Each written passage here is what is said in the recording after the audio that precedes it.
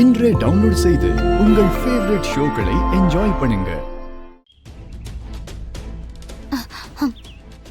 மாமா மாமா என்ன மாமா, அப்ப நீங்க கார்ல தானே வெளியில போனீங்க?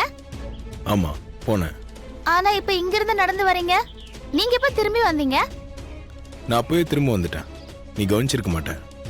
இல்ல மாமா, நான் கார்டன்லயே தான் இருக்கேன். நீங்க திரும்பி வந்ததை நான் பார்க்கவே இல்லையே. நீ வேற எதனா கவனத்துல இருந்திருப்ப. நான் திரும்ப வந்ததை கவனிச்சிருக்க மாட்டேன். என் கவனம் வேற எங்கேயும் இல்ல மாமா. வெளியில போன நீங்க எப்போ எப்படி உள்ள வந்தீங்க? ஒரே குழப்பமா இருக்கே. அப்போவே நீ சூப் சாப்பிடணும் போல இருக்குன்னு சொன்னியே, சாப்பிட்டியா? ஆதி மாமாக்கு எப்படி தெரிஞ்சது? ஒருவேளை ஆதி மாமா உள்ள இருந்திருப்பாரோ? இன்னும் சூப் குடிக்கலையா? போய் குடிச்சிட்டு யோசி, தெளிவு கிடைக்கும்.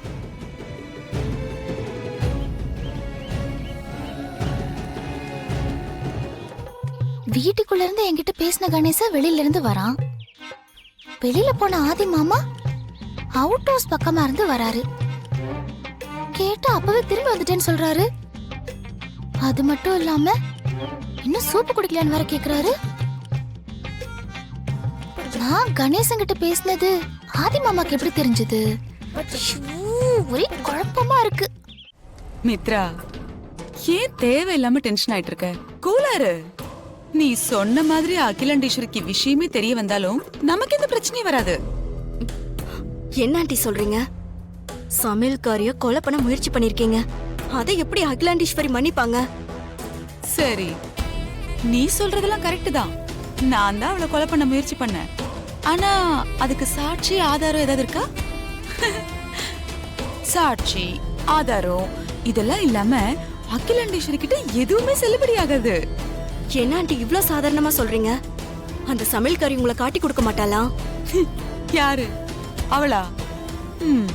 இந்த ஒரு படத்துல குத்துனவன் நண்பனா இருந்தா செத்தா கூட வெளியே சொல்லக்கூடாதுன்னு ஒரு டைலாக் வருமே, அதுக்கு மேல 2 மடங்கு ரொம்ப நல்லவ.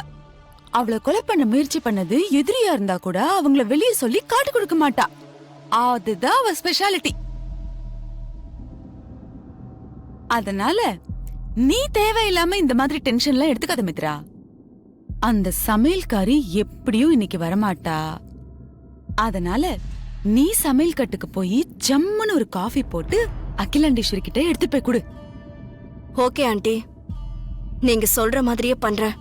அகிலா மனசுல இடம் பிடிக்கிறேன். குட். ஆண்டி, உங்களுக்காக நானே காஃபி போட்டு எடுத்துட்டு வந்திருக்கேன். காஃபி எடுத்துக்கோங்க.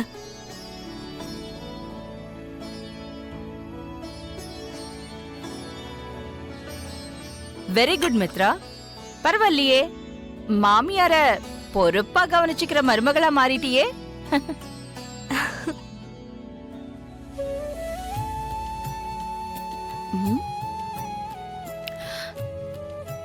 ஆமா, காஃபி நீயா போட்டியா இல்ல பார்வதி கிட்ட கேட்டு போட்டியா? பார்வதி இன்னும் டியூட்டிக்கே வரல ஆண்டி. நானே தான் போட்டேன். நீங்க குடிச்சு பார்த்துட்டு சொல்லுங்க நான் போட்ட காஃபி எப்படி இருக்குன்னு. இவ்ளோ நேரமாகியும் பார்வதி இன்னும் டியூட்டிக்கு வரலையா? ஏன், என்னாச்சு? அகிலா,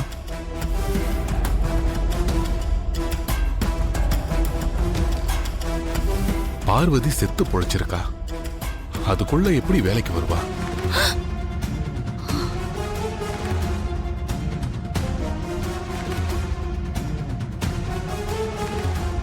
என்னங்க சொல்றீங்க? பார்வதிக்கு என்ன ஆச்சு? நேத்து நம்ம பார்ட்டில இருந்து வந்ததுக்கு அப்புறம் பார்வதிய கார்க்குள்ள வச்சு லாக் பண்ணி கொலை பண்ண பார்த்திருக்காங்க அகிலா.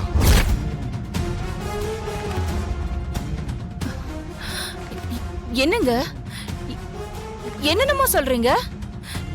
இந்த விஷயம்லாம் உங்களுக்கு எப்ப தெரியும்? எப்படி தெரியும்? நேத்து நைட்டு பார்ட்டில இருந்து வந்ததும் நீ சீக்கிரமா தூங்கிட்ட. அப்ப ஆதி உன்னை பாக்குறதுக்கு வந்தா.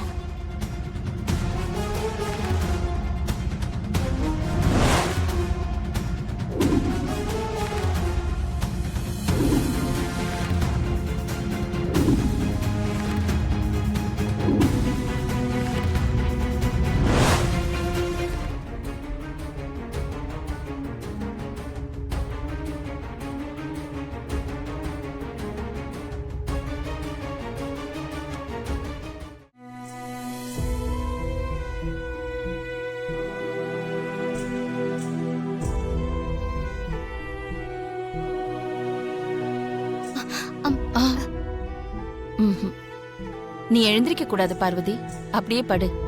இல்லம்மா, நீங்கெல்லாம் இருக்கும்போது எப்படி மரியாதையா இருக்காது. ம், எங்க மேல எவ்வளவு மரியாதை வச்சிருக்கன்னு எங்களுக்கு நல்லாவே தெரியும். பரவாயில்ல, படுத்து தூங்க.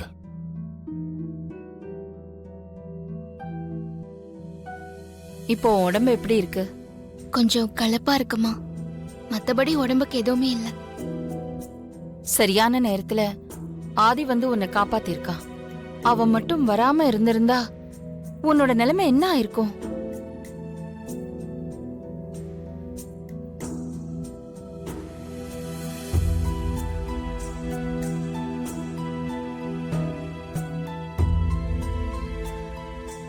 உன்னை அந்த கார்ல அடைச்சு வச்சது யாரு? சொல்லிடுவாளோ?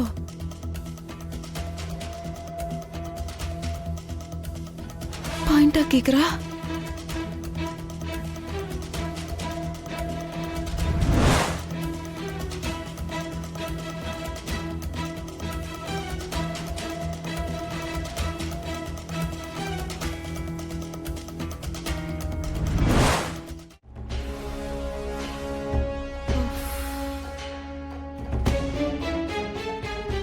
பெரியய்யா வந்து காப்பாத்தினதுக்கு அப்புறம் தான் ஓரளவுக்கு எனக்கு மயக்கம் தெளிஞ்சது.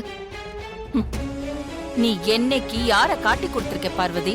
இப்ப மட்டும் காட்டி கொடுக்கறதுக்கு? அம்மா, பார்வதி கொலை பண்ண பார்த்தது இவன் விட மாட்டானோ?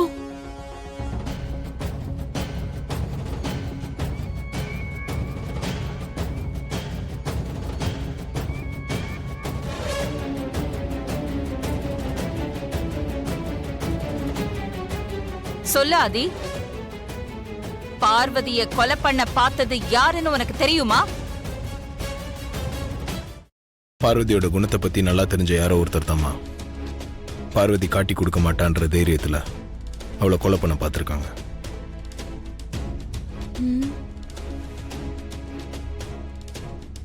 நீ சொல்றது கரெக்ட் ஆதி, நானும் அப்படித்தான் நினைக்கிறேன். நீ நல்ல ரெஸ்ட் எடுத்துக்கோ பார்வதி. சரிங்கம்மா. சுந்தரம், அம்மா. பார்வதியை நல்லா கவனிச்சுக்கோ. சரிங்கம்மா. ம்.